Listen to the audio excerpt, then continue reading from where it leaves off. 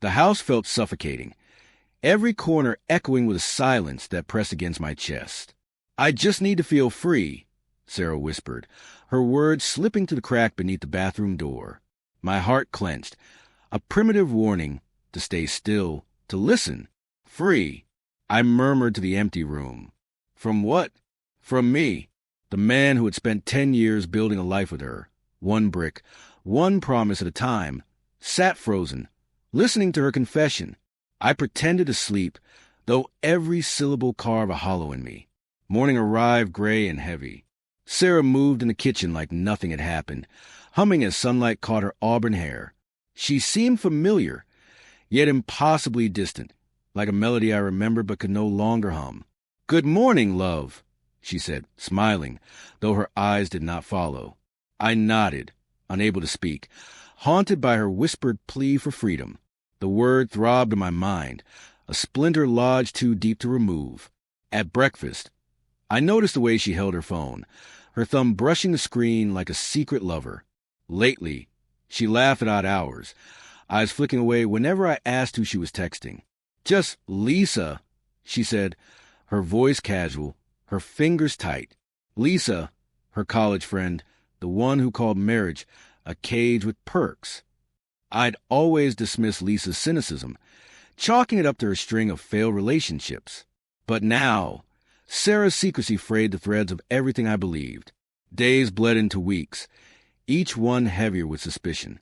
She stared out the window, lost in longing, trapped in a life she hadn't chosen. I wanted answers, but feared the truth. Then, one night, I found it. Her phone buzzed while she slept. A single message lit the screen. Mark. My heart stopped. Mark, her co-worker, the one she had casually mentioned. I shouldn't have looked, but my hands betrayed me. The texts were unmistakable, flirtatious, intimate, electric. "Last night was unforgettable," he wrote. "Can't stop thinking about you," she replied, complete with a winking emoji that felt like a knife. And then from Lisa, "You deserve this, babe. Don't let guilt stop you." My world collapsed. She slept beside me, soft breathing, unaware of the storm I held in my hands. I wanted to scream, to shake her awake, but anger hardened into a cold, deliberate resolve. I wouldn't confront her, not yet. I would watch, collect every piece of truth until her lies could no longer hide. The next morning, I played my part. I kissed her forehead, poured her coffee, smiled through the nausea. "Big day today?" I asked, my voice steady. She nodded, distracted by her phone. I cataloged every glance, every hesitation, every small betrayal.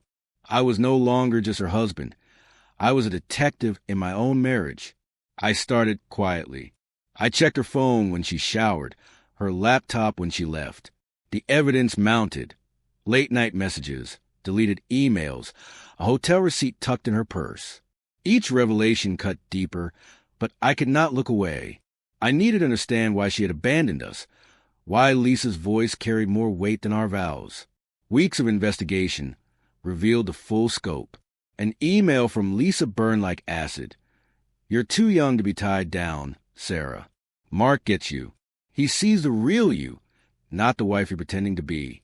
This wasn't just Sarah's betrayal. It was a conspiracy fueled by someone I had once called friend. I crafted a plan.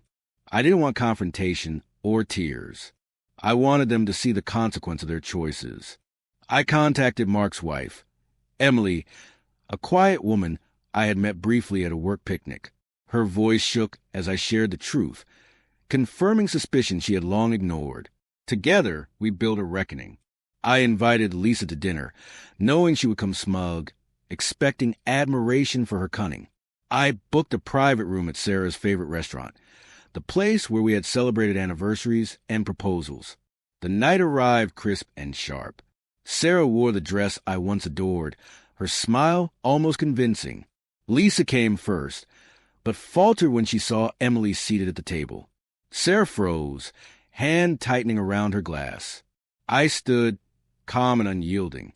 "I know everything," I said, locking eyes with Sarah. "About Mark, about Lisa, about all the lies." I presented the evidence.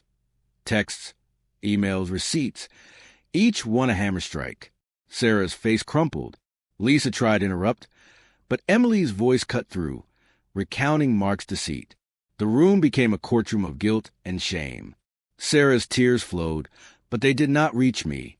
You wanted freedom, I said quietly, but you broke us to get it. I turned to Lisa. And you? You pushed her into this knowing the destruction it would cause. You're no friend. I left them there, Sarah sobbing, Lisa silent, Emily offering quiet solidarity. The night air swallowed the echoes of their shame.